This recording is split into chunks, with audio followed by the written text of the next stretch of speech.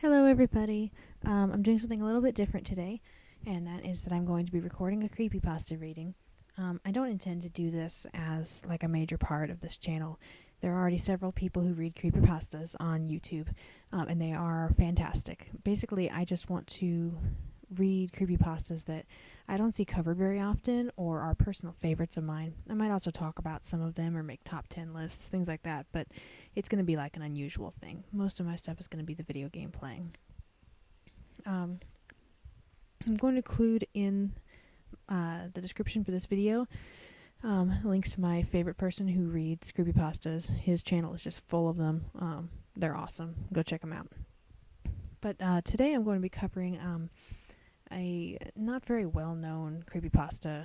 It's a video gaming creepypasta, and it was actually one of the first ones that I ever read. So it has like a special place in my little heart. It's also kind of a unique creepypasta as far as video game creepypastas go. It's not like pick up an old game at the store and take it home and then it eats your computer system and like steals your soul or something. This is it's a little bit different take, a little more subtle. So without further ado, this is Killswitch. In the spring 1989, the Carvina Corporation released a curious game whose dissemination among American students that fall was swift and furious, though its popularity was ultimately short-lived. The game was Killswitch. On the surface, it was a variant on the mystery or horror survival game, a precursor to the Myst and Silent Hill franchises. The narrative showed the complexity for which Carvina was known, though the graphics were monochrome, vague gray and white shapes against a black background. Slow MIDI versions of Czech folk songs played throughout. Players could choose between two avatars, an invisible demon named Gast or a visible human woman, Porto.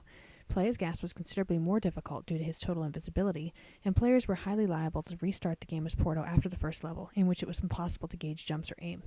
However, Gast was clearly the more powerful character. He had fire breath and a cool steam attack, but it was above the skill level of most players to keep track of where a fire-breathing, poison-dispensing invisible imp was on their screens once the fire and steam had run out. Porto became more or less the default. Porto's singular ability was seemingly random growth. She expanded and contracted in size throughout the game. A Kansas engineering grad claimed to have figured out the pattern involved, but for reasons which will become obvious, his work was lost. Porto awakens in the dark with wounds on her elbows, confused. Seeking a way out, she ascends through the levels of the coal mine, in which it is slowly revealed that she was once an employee, investigating its collapse and beset on all sides by demons similar to Gast, as well as dead foremen, coal golems, and demonic inspectors from the Sovatic Corporation, whose boxy bodies were clothed in red, the only color in the game. The environment, though primitive, becomes genuinely uncanny as play progresses. There are no bosses in any real sense. Porto must simply physically move through the tunnels to reach subsequent levels, while her size varies wildly throughout interlevel spaces. The story that emerges through Porto's discovery of magnetic tapes, files, mutilated factory workers who were once her friends, and deciphering an impressively complex code inscribed on a series of Iron Access players must collect. This portion of the game was almost laughably complex and defeated many players until Porto881 posted the cipher to a Columbia BBS. Attempts to contact this player have been unsuccessful, and the username is no longer in use on any known service. Is that the foreman, under pressure to increase coal production, began to falsify reports of malfunctions and worker malfeasance in order to excuse low output, which incited a Sovatic inspection. Officials were dispatched, one for each miner, and an extraordinary story of torture unfolds, with fuzzy and indistinct graphics of red-coated men standing over workers, inserting small knives into their joints whenever production slowed. Admittedly, this is not a very subtle critique of Soviet-era industrial tactics, and as the town of Carvina itself was devastated by the departure of the coal industry, more than one thesis has interpreted Killswitch as a political screed. After solving the axe code, Porto finds and assembles a tape recorder on which a male voice tells her that the fires of the earth had risen up in their defense and flowed into the hearts of the decrepit pre-revolution equipment that they used and wakened them to avenge the workers. It is generally assumed that the fires of the earth are demons like Gast, coal fumes and gassy bodies inhabiting the old machines. The machines themselves are so big that the graphics select to show only a few gear teeth or a conveyor belt rather than the entire apparatus. The machines drove the inspectors mad, and they disappeared into caverns with their knives, only to emerge to plague Porto, of course. The workers were often crushed and mangled in the onslaught of the machines, who were neither graceful nor discriminating. Porto herself was knocked into a deep chasm by a grief-stricken engine, and in her fluctuating size, if it is real and not imagined, is implied to be a result of the poisonous fumes inhaled there. What follows is the most cryptic and intuitive part of the game. There is no logical reason to proceed in the correct way, and again it was Porto 881 who came to the rescue of the fledgling Killswitch community. In the chamber behind the tape recorder is a great furnace where coal was once rendered into coke. There are no clues on what she is intended to do in this room.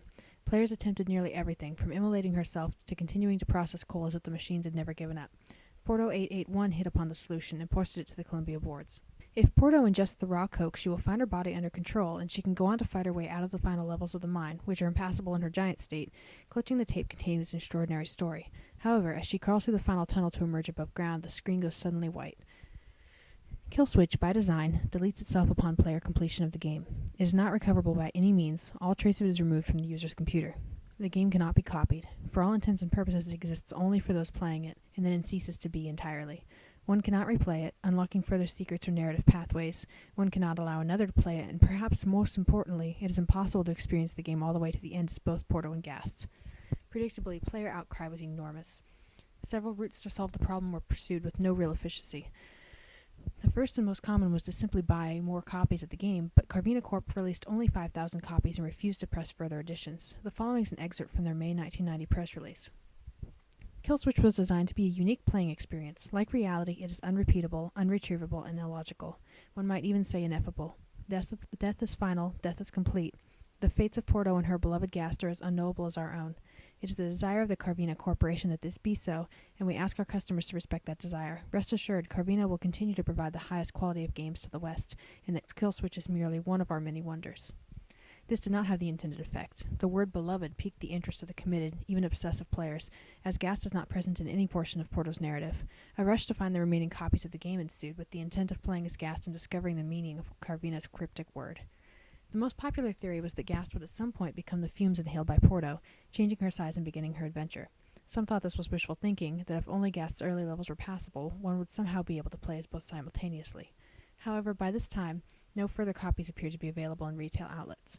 Players who had not yet completed the game attempted Gast's levels frequently, but the difficulty of actually playing this enigmatic avatar persisted, and no player has ever claimed to have finished the game as Gast. One by one, the lure of Porto's lost, unearthly world drew them back to her, and one by one they were compelled toward the finality of the vast white screen.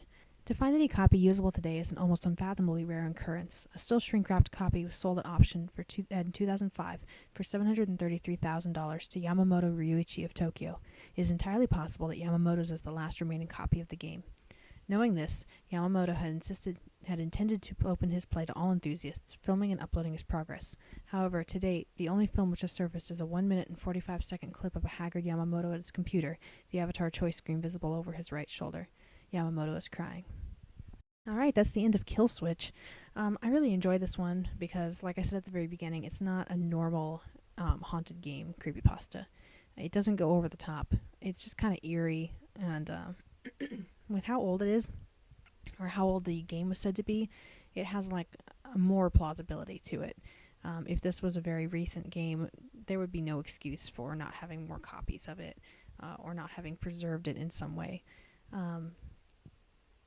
It's one of those creepypastas that makes you kind of think, like, you know, the mystery and the spookiness is in what it could have been. It's also in that poster, and whether she might be Porto herself, whether this might be a real story. So, and it doesn't go way into the unbelievable horror tropes. It's just kind of an eerie, unusual story. I believe that this story is actually part of a series. I think that it's like an alternate universe kind of thing with a bunch of stories in it, kind of like Acor Falls contains Candle Cove and a bunch of other stories, and the SCP project is the same way. It contains a whole bunch of stories, but I'm not totally sure on that one. There's another thing to note, which is that there actually are games that have been known to delete themselves upon finishing the game. There was one game in particular that would delete itself and everything else. It was kind of a problem. I'm trying to find it now. It's a total mistake. I can't find it. Anyway, it was an extremely popular game, a big release, and it had an error where if you installed it to the C drive and then you uninstalled it, it would actually uninstall the entire C drive and crash the computer. Kind of hilarious. They had to recall it. But yeah, so these kind of things do happen. Not totally unusual. But yeah, so this is one of my favorite creepypastas, even though it doesn't get much love. And I hope that you all enjoyed it as well. Thanks for listening. See y'all next time. Bye.